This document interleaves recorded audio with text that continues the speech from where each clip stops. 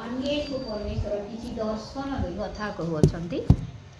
आउ से दर्शनटी केवर विषय से दर्शनटी भविष्यत विषय निमंते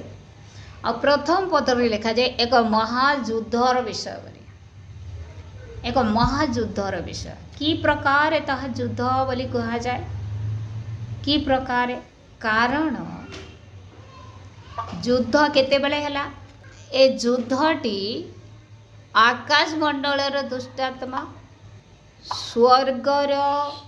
दूतमानक मध्यरे जे बलवान जे अति शक्तिशाली से योद्धा ता ना होछि मिखाएल आउ ए दुई जनक मध्यरे युद्ध हैला आउ युद्ध हैला आउ दानिएल 21 दिन पर्यंत अर्थात 3 सप्ताह लेखा जाए 21 दिन पर्यंत से उपवास प्रार्थना कले बा शोक कले आउ हिद्दकल नामक महानदी तीरे आउ गोटे से दर्शन देखिले आ से दर्शनटी पंचम पदरे लेखा जाए शुक्ल वस्त्र परिहित एक मनुष्य तांक कटी उपसर निर्मल सुवर्ण बंधनी रे बद्ध होइतिला मध्य तांक शरीर वैदुर्यमणि तुल्य ओ तांक मुख विद्युतर आभा तुल्य ओ तांक चक्षु ज्वलंत मशाल तुल्य आउ तांक हस्त उपाद परिष्कृत पितलर आभा तुल्य ओ तांकर वाक्यर रव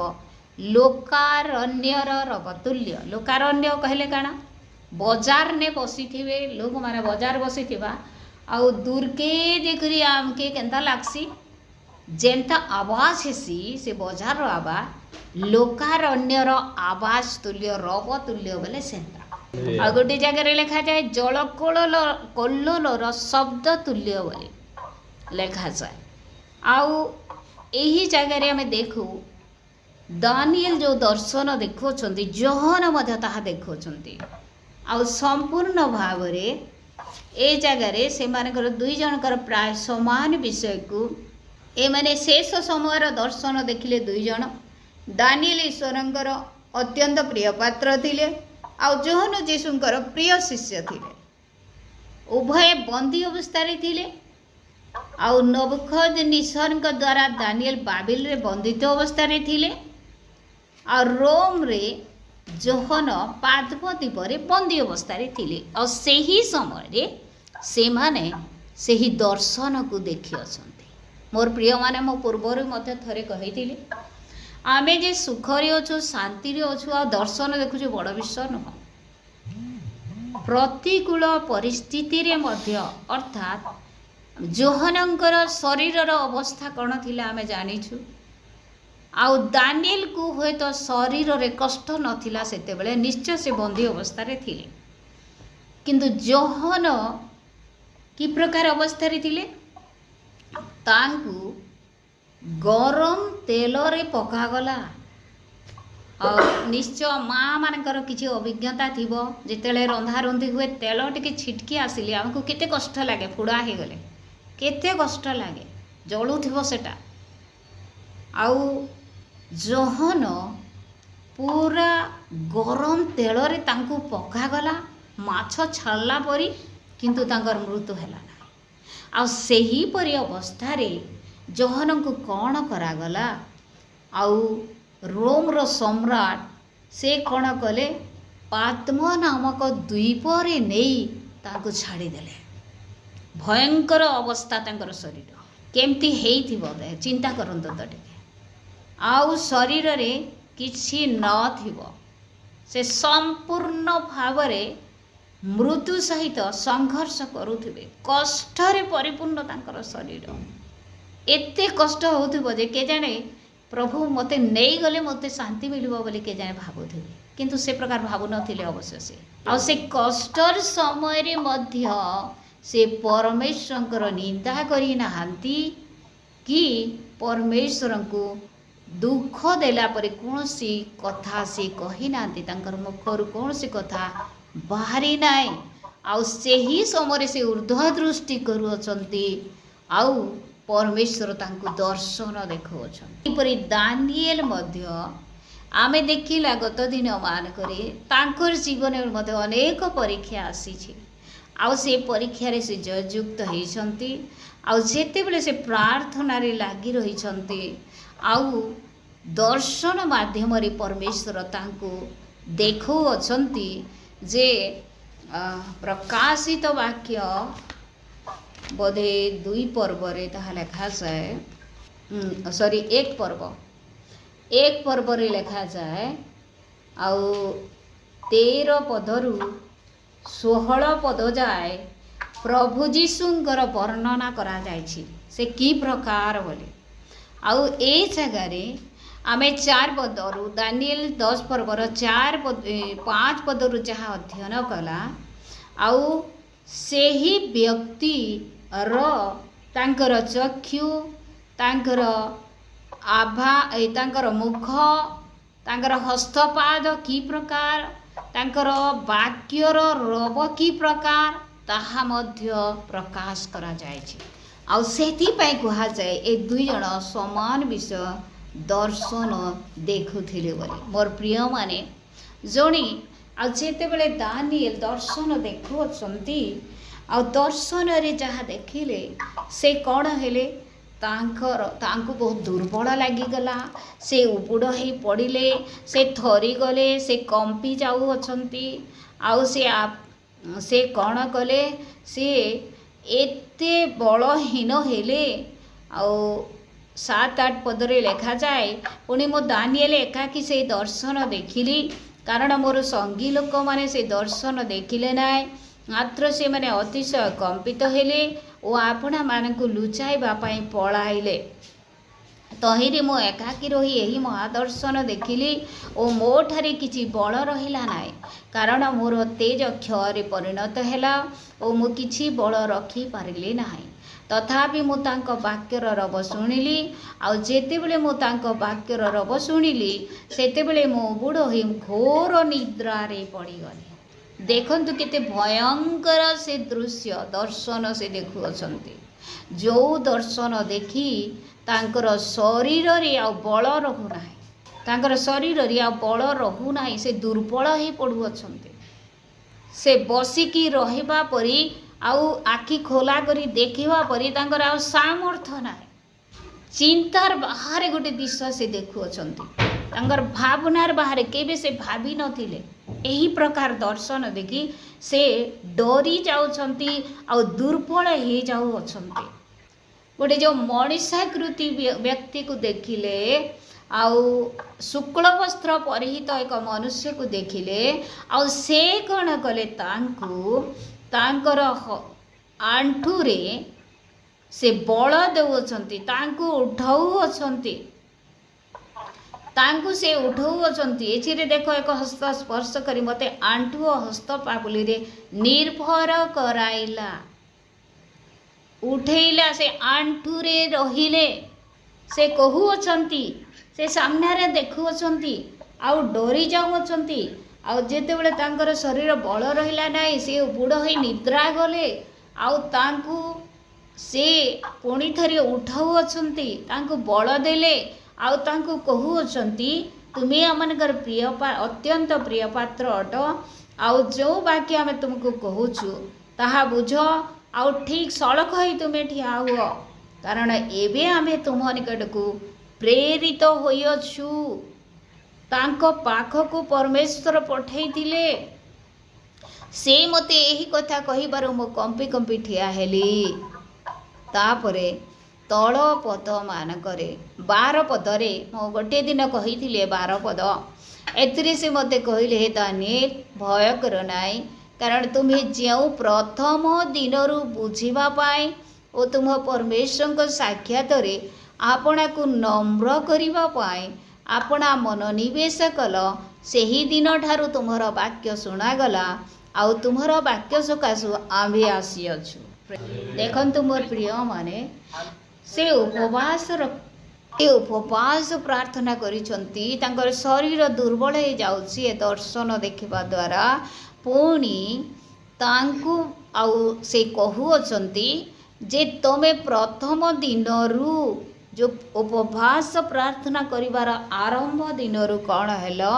तुमे निजकु ए आमको बुझिबा निमंते आउ आपना को नम्र करिबा पाई आपना मनोनिवेश कल सेही दिन ठारू तुम्हर प्रार्थना शुणागला तुमर वाक्य सकाशे आंभे आसीअछु से तांकर प्रार्थना सकाशे दानिएल कर चिंताधारा सकाशे दानिएल कर नम्रतार सकाशे आउ दानिएल परमेश्वर को बुझिबा निमंते परमेश्वर वाक्य को बुझिबा निमंते तांकर सानिध्य लाभ करिबा निमंते आउ कौन पाई जेरूशलेम उजाड़ ही पड़ुअछि काहेकि समस्ते नष्ट हो जाउछंती ए समस्त विषय बुझिबा निमंते आपना को नम्र कले आउ आपना मनोनिवेश कले परमेश्वर आड़कू सेही समय आउ परमेश्वर तांकर वाक्य को तांकर प्रार्थना को शुणी दूत पठे तांकू कहूछंती तुमरे वाक्य शुणागला बोले अर्थात तांकर प्रार्थना शुणा गला आउ से उत्तर नहीं कि आसुअछंती 13 पदरे कहा जाए कहीं तांकर पाखकू आउ से आशीर्वाद आसी नथिला 21 दिन पर्यंत से अपेक्षा रे थिले कारण 13 पदे लिखा जाए मात्र पारस्य राज्यर अधिपति शैतान सहित प्रभुंकर दूतंकर युद्ध एटा प्रतिबाधा कला अर्थात आम्ही माने मध्य गोटे उत्तम वेश जेतेबेले परमेश्वर निकट में प्रार्थना करी चालू उपवास प्रार्थना रे हो बा प्रभु निकट में निजको भांगी करी नम्र करी आम जेतेबेले प्रार्थना करूँ परमेश्वर से प्रार्थना को शुणी थांती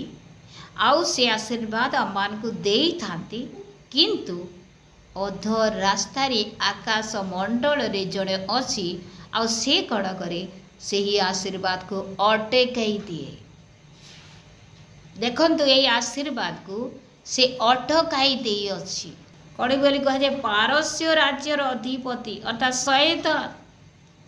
21 दिन पर्यंत आमर प्रतिबाधा कला प्रतिबाधा कले कौन युद्ध बाधा और प्रतिबाधा जन को बाधा कर देबाटा मु ए कांथ को बाड़ेली आ कांथ को मु जेतेले बाड़ौची मते कष्ट होउची एटा होउची प्रतिबाधा से मध्य मते कष्ट दउची तार अर्थ मिखाएल से आशीर्वाद से युद्ध करी आशीर्वाद को आणु अछंती शैतान विरुद्ध रे युद्ध करी जे दानिएल कर आशीर्वाद को अटकाई थिला तार विरुद्ध रे युद्ध करी मोर प्रिय माने अनेक समय आमर कहूँ आमर प्रार्थना कहीं शुणा जाऊ नहीं बोले से दिन दानिएल परमेश्वर प्रिय पात्र थिबारु अत्यंत प्रिय पात्र थिबारु परमेश्वर तांकर मिखाएल को गाब्रिएल को पठाइले तांको निमंते तांको सहायता करबा निमंते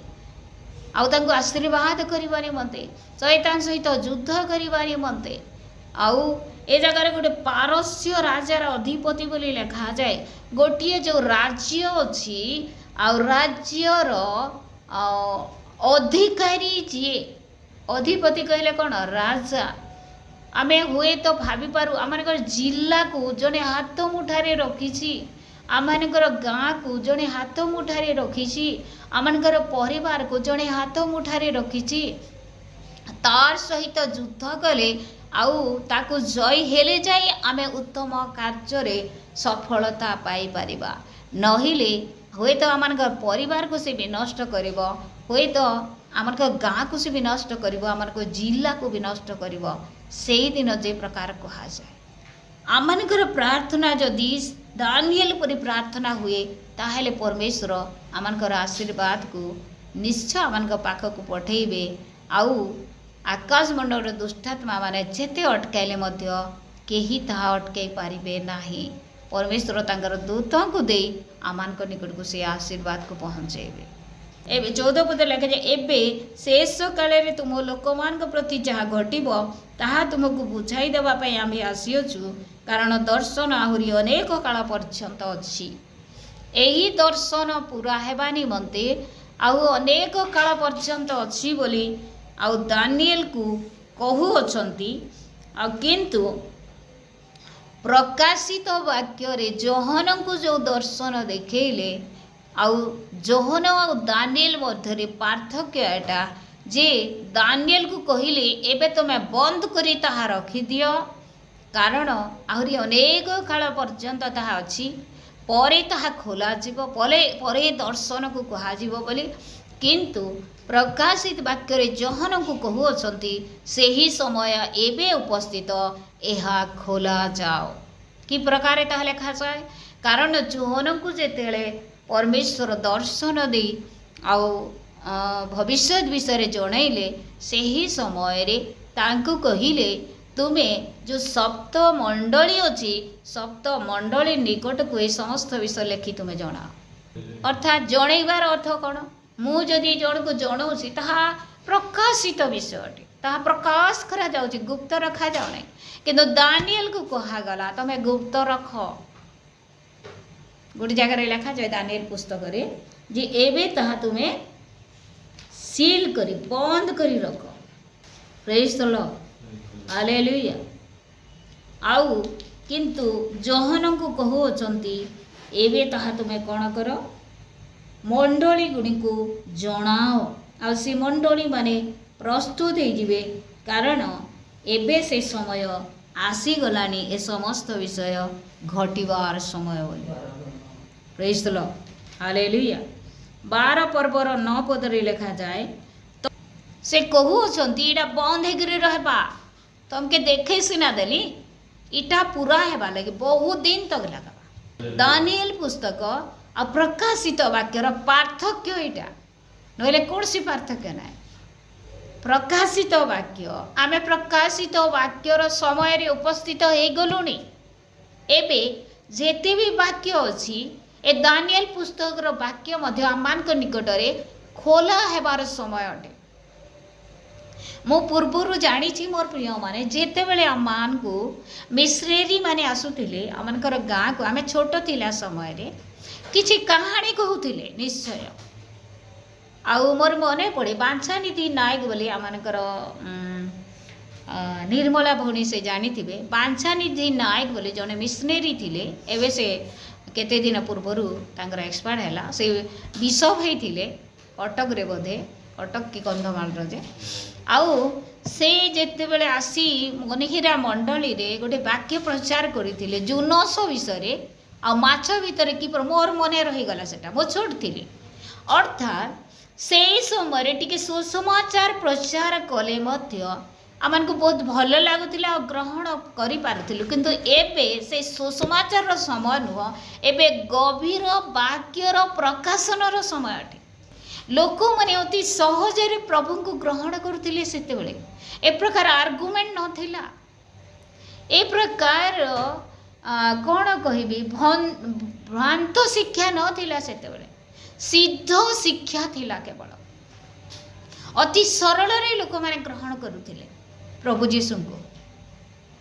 आ कौन व्यतिक्रम नथिला से जगह किंतु एबे कौन चली एबे प्रत्येक वाक्यर प्रत्येक विषय व्यतिक्रम चली भ्रांत शिक्षा सब चली भंड बाबवादी माने सब उठी अच्छे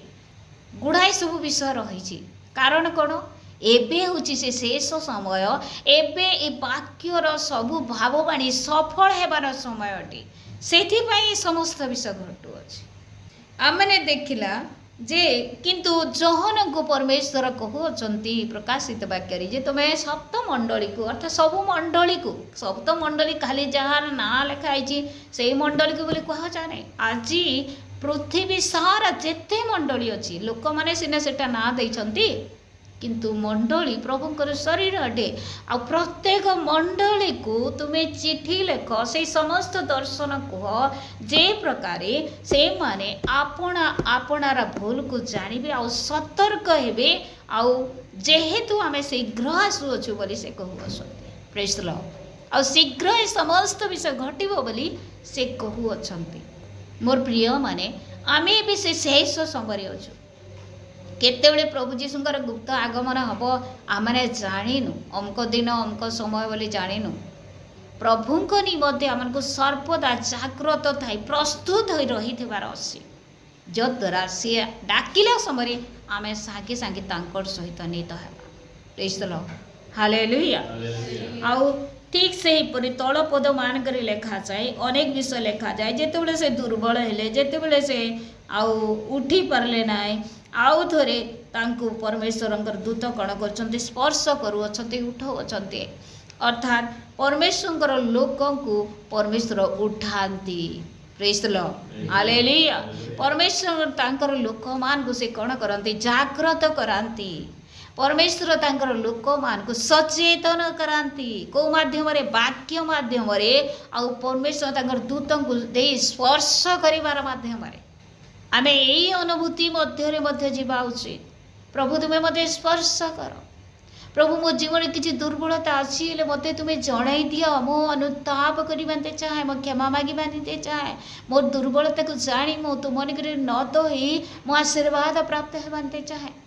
आमे परमेश्वर निकट रे मध्य निजको नम्र करिवार आवश्यक रहिछि। Praise the Lord, hallelujah. मोर प्रिय माने एई अंतिम काल रे आमाने अछु। एई अंतिम काल रे केवल आमे माने परमेश्वरंकर उपस्थिति रे रही आमे कौन करिवार आवश्यक रहिछि? प्रभुंक अपेक्षा रे रहिबार आवश्यक रहिछि। प्रभुंकर अपेक्षा रे रहिबार आवश्यक रहिछि, जो द्वारा कि से जेतेबेले आसीबे आमे तांकर सहित नीत हेबा। आमे पृथ्वी रे रही न जिबा। आमे गत काली सुनुतिला जे महाक्लेशर समय आसीबो। से महाक्लेशरे प्रभुंकर लोक माने कोनसी कष्ट न पांतु से माने पूर्वरु प्रभुंक निकट को चली जाइथिबे। प्रभु से सुजोग समस्त को दियंतु। प्रभु ए वाक्य द्वारा हम समस्त कथा कहतु।